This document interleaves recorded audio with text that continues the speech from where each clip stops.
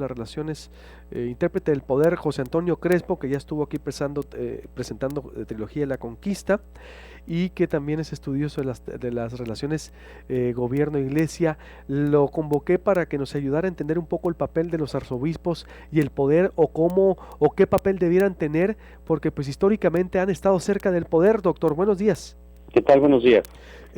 ¿Cuál debiera ser el papel del arzobispo o el arzobispo, o los arzobispos, perdón, ¿no? A nivel local? Hoy Hermosillo está estrenando a uno, es Ruy Ujú. Rendón Leal. Yo decía Ruy Rendón Sánchez, me disculpo, es Ruy Rendón Leal, que al parecer, dice Helio Masferrer, me decía en la mañana, es más liberal, no viene de una iglesia ostentosa, viene de esa doctrina del Papa Francisco, ha participado en mesas de análisis me decía ahorita Gabriela García, por ejemplo, con el obispo Vera de Coahuila, con Solalinde, con esa gente que tiene calidad moral para señalar al sistema, no unirse con él. ¿Cuál debiera ser, doctor?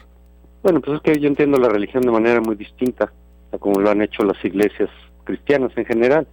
Es si hay un propósito espiritual de mejoría, de incluso algunas religiones de alcanzar, fundirse con la divinidad, pues los guías espirituales, en este caso los clérigos, el papa, los obispos, etcétera, tendrían que ayudar a los seguidores, a los feligreses, a los fieles de esa religión a lograr ese propósito.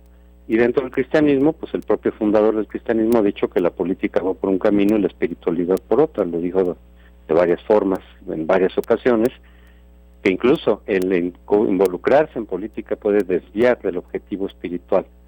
Entonces, pues yo siempre he pensado que las iglesias y que los guías espirituales deben de abocarse a eso con sus seguidores, con sus discípulos, con sus creyentes, feligreses, pero la historia de la Iglesia Católica es completamente otra.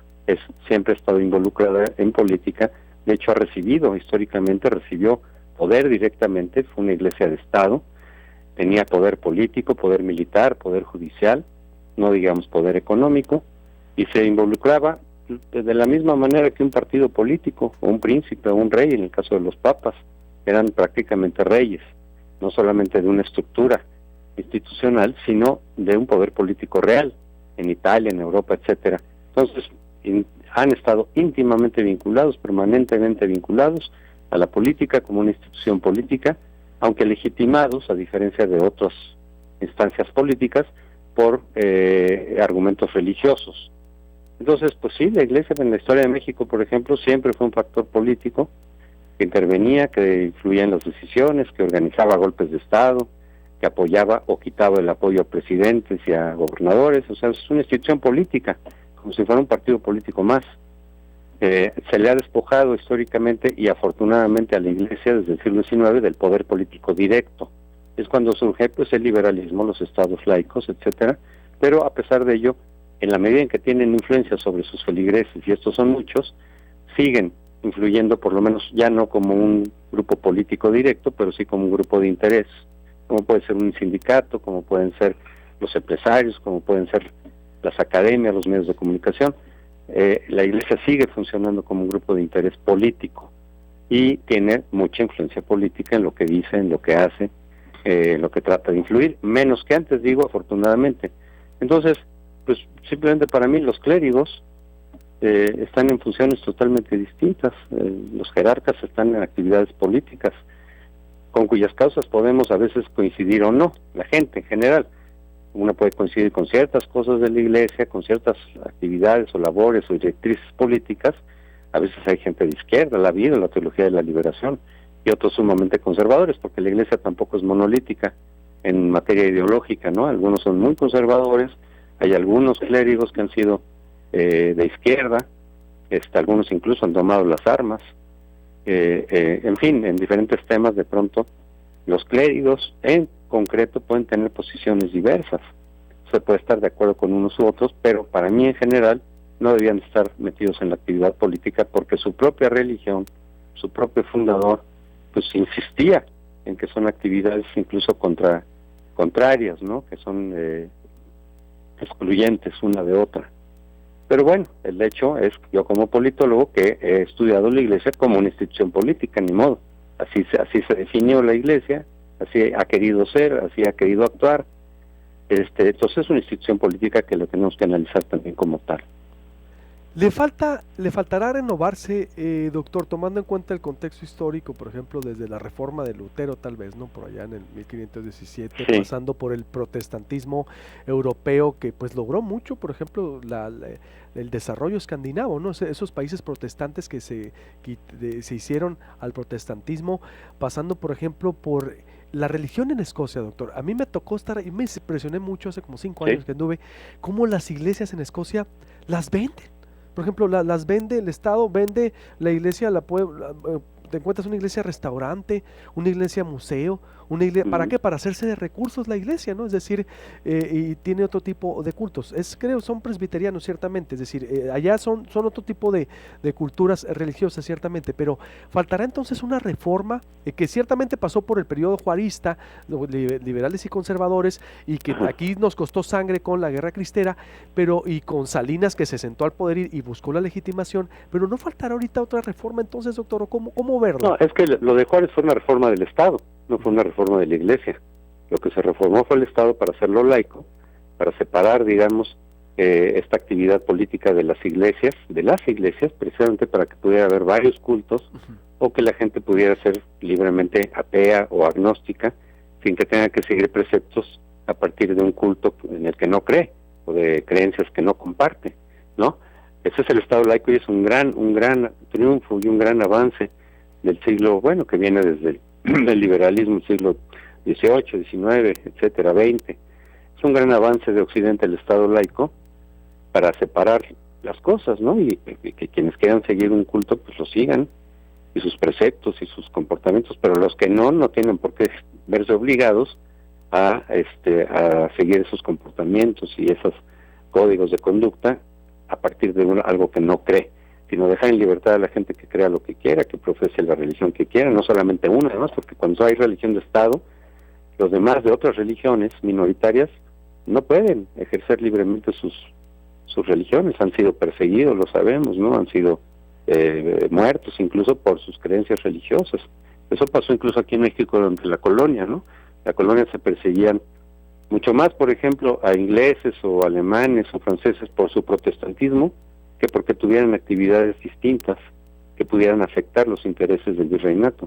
Se les preocupaba más su religión distinta.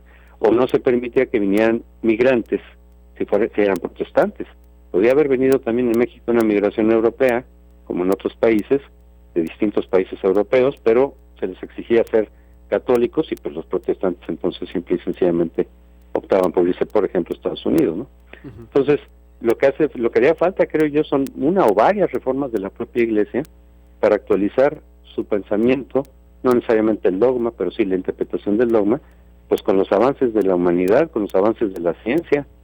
Pues la Iglesia Católica todavía por razones de dogma sigue insistiendo en la existencia histórica de Adán y Eva, cuando Ujú. toda la evidencia de la biología desde el siglo XVIII pues apuntan al evolucionismo, ¿no? Desde antes de Darwin, incluso un poco antes, que hacen automáticamente pues inverosímil o imposible pues la versión del Génesis de Adán y Eva, de la creación directa. Sin embargo, no puede abandonar ese dogma y sigue insistiendo en la existencia histórica de Adán y Eva, porque de lo contrario no se entiende la misión de Jesús. Entonces no pueden abandonar. Reconocieron después de 300 años que se equivocaron con Galileo, en lo de que la Tierra giraba alrededor el Sol giraba alrededor de la Tierra y no al revés. 300 años pasaron antes de que reconocieran ese error, pero con Adán y Eva no pueden, porque entonces en automático se pone en entredicho la misión de Jesús, que era, o que es, según ellos, redimir el pecado original, el cual no pudo haber sido cometido por Adán y Eva si Adán y Eva no existieron. Entonces no pueden abandonar eso y entonces van contra todo el avance científico. Y por eso la Iglesia siempre fue, desde tiempos inmemoriales, un obstáculo y un obstructor al avance de la ciencia, porque la ciencia le iba comiendo terreno a sus dogmas emanados de la Biblia. Entonces, claro que la Iglesia, yo sigo pensando que en muchísimos temas, la Iglesia católica y muchas protestantes también, pues están como en la Edad Media, se quedaron en la Edad Media. ¿Cuál debiera ser el papel del arzobispo? Por último le pregunto, de los arzobispos. Entonces, doctor, con llegada de Rui, que hay una expectativa por su perfil liberal, y sobrio, no ostentoso. Uf, pues yo insisto que el papel debería de ser abocarse a sus propósitos religiosos con sus fieles, con sus seguidores, con quienes son creyentes de la doctrina de Jesús, para alcanzar los propósitos que Jesús ponía, que no eran tener poder político, ni alcanzar cargos políticos, ni influir sobre las decisiones de Estado, sino propósitos meramente espirituales. Pero en la medida en que la Iglesia nunca va a abandonar, por lo visto, la actividad política y social, pues yo simpatizo más con aquellas actividades también de grupos de la Iglesia, como monjes, mendicantes y demás, en la labor social, en el trabajo con inmigrantes, con pobres, con grupos que necesitan ayuda social de algún tipo. Eso yo comulgo más con ese tipo de actividad de algunas instancias de la Iglesia, o algunos clérigos que claramente adoptan una como cruzada, ¿no?, social. No hablo de hacer revoluciones ni de tomar las armas, que tampoco tienen nada que ver con la religión. Exacto. Sino de labor social, con grupos que lo necesitan. En todo caso, yo prefiero en todo caso esa actividad social de la Iglesia que la actividad directamente política. Sí, totalmente. Se refiere a un tipo Solalinde, Vera. Exactamente. Sí, yo también digo 1000 veces. Ya ha habido muchos, ¿no? Sí, y también en Hermosillo hay uno que otro, pero de bajo perfil, que no salen sociales, pues siempre, y algunos cristianos. Pero sí, yo creo que estoy de acuerdo con usted. Preferimos un papel así en un activismo, por lo menos en declaraciones o de los protegidos, ¿no? Es decir, si no es el papel como usted dice. Hay sacerdotes en la defensa de derechos humanos, ¿no? El padre Concha, por ejemplo, muy respetable. Otros que trabajan con los migrantes, como Solalín, etcétera. Bueno, esa es una actividad social y hasta cierto punto política, pero no de la búsqueda directa de la toma de decisiones a nivel de Estado o de imponer ciertas normas de conducta a toda la población, aunque no sean católicos, ¿no? Es otra cosa, es ayudar, digamos, a gente necesitada, a diferentes grupos necesitados. Pues eso yo 1000 veces lo prefiero. Eso creo que debería ser parte, en todo caso, de la actividad social de las iglesias cristianas, porque además van totalmente de acuerdo con la predicación de Jesús. Eso sí, van totalmente de acuerdo a la predicación de Jesús de ayudar al necesitado, a los pobres, etcétera, ¿no? Exactamente, doctor. Excelente análisis, doctor. Como siempre, veremos el desempeño entonces del nuevo obispo y estaremos muy al pendiente para seguirlo analizando, doctor. ¿Cómo no? Ok, muy bien. Buenos días, el doctor José Antonio Crespo, especialista en estos temas. ¿Qué análisis? Mire, porque tengo muchos comentarios de la audiencia, esto le dijo el Papa a los obispos cuando vino, hace como 3 meses, ¿cuándo vino el Papa? En febrero. Esto es lo que le recordó que debe ser su papel frente a la Iglesia. No le tengan miedo a la transparencia. La Iglesia no necesita de la oscuridad para trabajar.